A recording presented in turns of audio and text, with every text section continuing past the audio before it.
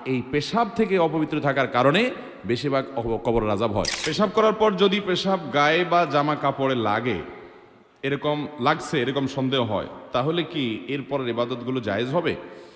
দেখেন, পেশাব করার পর সুইয়ের আগায় যে পরিমাণ পানি থাকে, সুই আছে না, সুইয়ের মাথায় যেরকম পানি থাকে ওইরকম ছোট ছোট ছিটা আসে না কিছু, এগুলো যদি আসে 2-4-5টা বা এরকম ছিটা যদি আসে আপনার কাপড়ের শরীরে, নাপাক হবে না।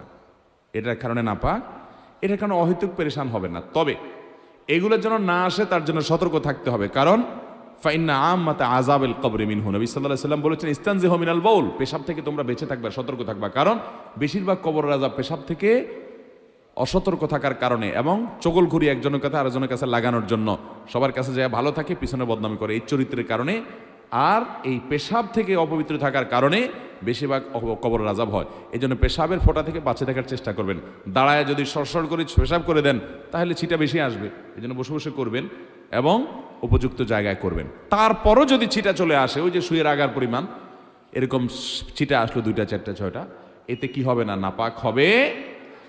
সতর্ক স্বরূপ পায়ে আসছে, পাও ধুয়ে ফেললেন, শেষ।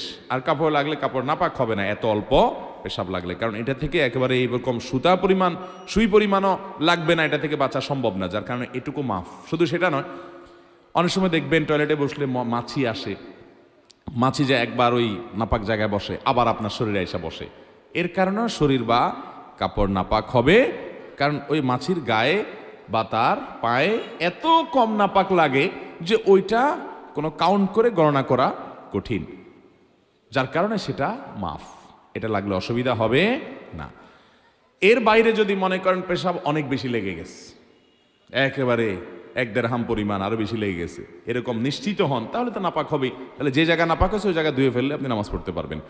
আবার অনেকের আছে লাগে নাই কিন্তু তার সন্দেহ হয়েছে, যেমন প্রশ্ন যিনি করছেন উনি, অনেকের আছে এটাকে বলা হয় সূচিবায়ুর রোগী, আছে না এ রোগ, যে লাগছে মনে হয়, এই মনে হয় দিয়া নাপাক হবে না, এই মনে হয় কোনো বেল নাই, এটার পাত্তা দেওয়া যাবে না। এরকম সন্দেহ রোগের কারণে অনেকে দেখবেন অজু করতে আধা ঘন্টা সময় লাগে, আছে না নাই? অজু করতে আধা ঘন্টা সময় লাগে কেন? তার সন্দেহ হয় মনে হয় একটু শুকনা রয়ে গেছে। হাদিসে আসছে 3 বার ধুইতে, সে 30 বার ধোয়ার পরও তার সন্দেহ থাকে আরো, এটা সন্দেহের রোগী, এই সন্দেহকে পাত্তা দেওয়া যাবে। আপনি 3 বার ধুইবেন, ডলবেন, এরপরে যদি আপনার মনে বলে যে মনে হয় শুকনা রয়ে গেছে, ওরে বলবেন তুই দূর হ, আমি হাদিস অনুযায়ী 3 বার ধুইছি, অতএব আল্লাহর সাথে আমি বুঝুম, যা, কোনো টেনশন নেই, টেনশন করবেন না। এই অতিরিক্ত টেনশন করতে অনেকে অজু করতে করতে নামাজ শেষ হয়ে যায়, জামাত শেষ হয়ে যায় 1 রাকাত 2 রাকাত, আছে না নাই?